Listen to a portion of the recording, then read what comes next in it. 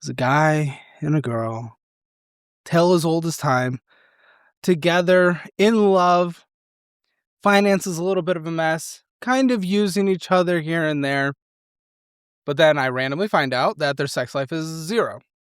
Why does that come up in financial audit? I have no idea. Honestly, Did you ask them? I don't remember the context. No, it was like a sly comment because, people bicker on the show.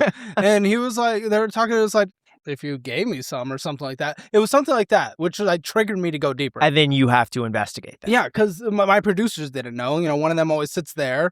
I didn't know. I go in blind. So every once in a while, we hear these crazy things that whenever we hear something that my producers didn't know about beforehand, that's when we know it's going to be like the craziest episode. So we found out they weren't banging.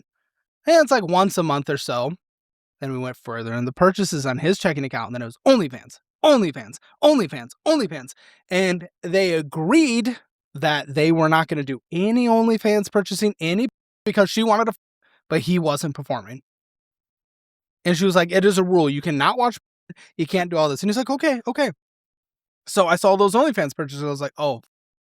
And it got really somber really quick. And I felt so bad for her. And I was like, dude, just give me your phone. Took his phone, went to his OnlyFans.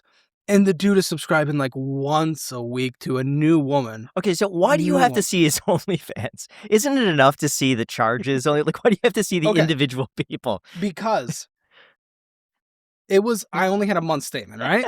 So I needed to see how consistent was this going back. And this was nonstop while they're having this struggle. And she put that as a red line, as a no-go.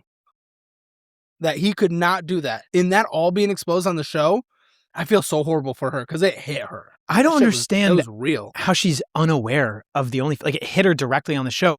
The good news is they are still together. He's like, okay, fine. And then for months, hundreds of dollars of OnlyFans purchases off to other women when they're not being